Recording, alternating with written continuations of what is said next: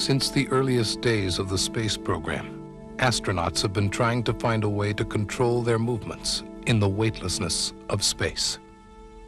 Training in the empty cargo bays of C-135 transports, the astronauts first experienced the strange sensations of zero gravity.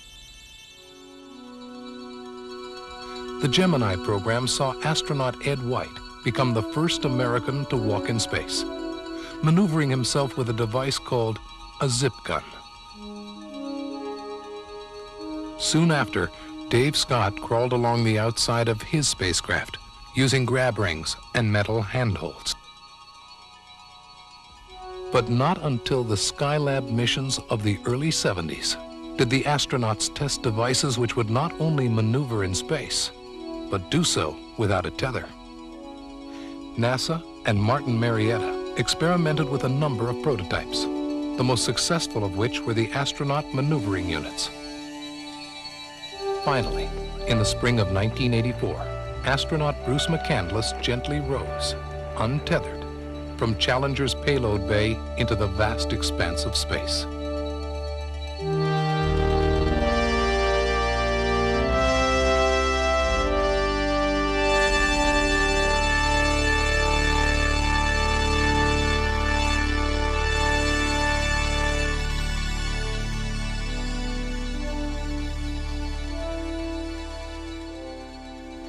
The maiden voyage of the Manned Maneuvering Unit, the MMU, had begun. Well, that may have been one small step for Neil, but it's a heck of a big leap for me. Roger, copy that, Bruce. For the first time in history, a man was flying in space, alone and untethered, in full control of his movements, traveling over 17,000 miles an hour. 150 miles above the Earth. We sure have a nice flying machine here. Roger, it's a great team effort. Powered by 24 nitrogen jet thrusters, the MMU is a self-propelled backpack that gets an astronaut and his tools quickly and efficiently from one place to another. On the simulator at Martin Marietta's Denver Space Center, the astronauts mastered the MMU in less than 18 hours. To fly, an astronaut uses hand controls mounted on his armrests. The left hand determines speed and direction, while the right hand determines attitude, or in pilot's terms, pitch, yaw, and roll. That looks real smooth, Bruce. Just like you're on that simulator up there in Denver. Hey, I can see stars out here. Perhaps the most ingenious feature of the MMU is attitude hold, a mechanism that allows an astronaut to select a position and automatically maintain that position without any additional commands. This enables an astronaut to approach a work site from any direction he chooses, select a position, punch the attitude hold button, and remain in place, free to work. Equipped with an MMU, an astronaut literally becomes a human spaceship, with his eyes as his optics, his hands as his manipulators, and his brain as his computer. NASA Space Station Project Manager Clark Covington. It's actually a spacecraft, is the way I look at it. The spacesuit and the MMU together make about as small a spacecraft as you could ever devise. But it's got all the life support systems, communication system, propulsion systems, attitude control systems, everything that a spacecraft would have, and it makes a one-man spacecraft. Okay, well, that's a good scan of it. Challenger Houston, the President of the United States. Let me ask you, what's it like to work out there unattached to the shuttle and maneuvering freely in space? Well, we've had a great deal of training, sir, so it feels quite comfortable. The view is simply spectacular and panoramic, and we believe that maneuvering units, first time working unattached, we're literally opening a new frontier in what man can do in space, and we'll be paving the way for many important operations on the coming space station, sir.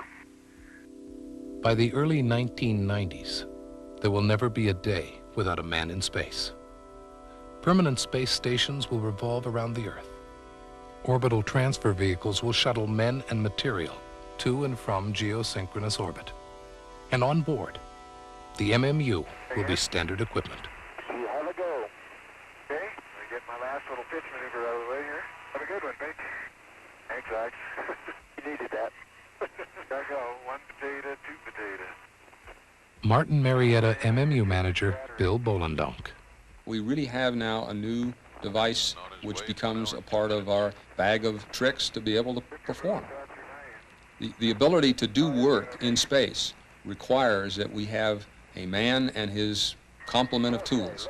The MMU now is in that complement of tools. So it's really up to the design community as to how they're going to use the MMU. The MMU will allow astronauts to function like construction workers, retrieving and repairing satellites, assisting in the deployment of huge solar arrays and antennas, and assembling the modules that make up space stations. The MMU was designed to complement, not compete, with robots and other automated systems. The on-orbit assembly of space stations and other space architecture will be accomplished with a complement of tools, including remote manipulating systems and orbital maneuvering vehicles, as well as MMUs. On Earth, men and machines work together. The same will hold true in space. For many dangerous or repetitive tasks, robots are preferable to humans. Yet when circumstances change the nature of a task and a job requires the presence of an active intelligence, there is still no substitute for a human being. Since the dawn of civilization, man has explored the unknown, discovered new worlds, and established settlements in hostile environments. Yet in the last 25 years, we have traveled further than we ever dreamed possible. Space is the new frontier. Where once we were explorers, now we are settlers. Once again, we are on the threshold of an old and a new world. Leonardo da Vinci said, "Man is the measure of all things." The success of the MMU is a reflection of Martin Marietta's commitment to this ideal and to the permanent presence of man in space.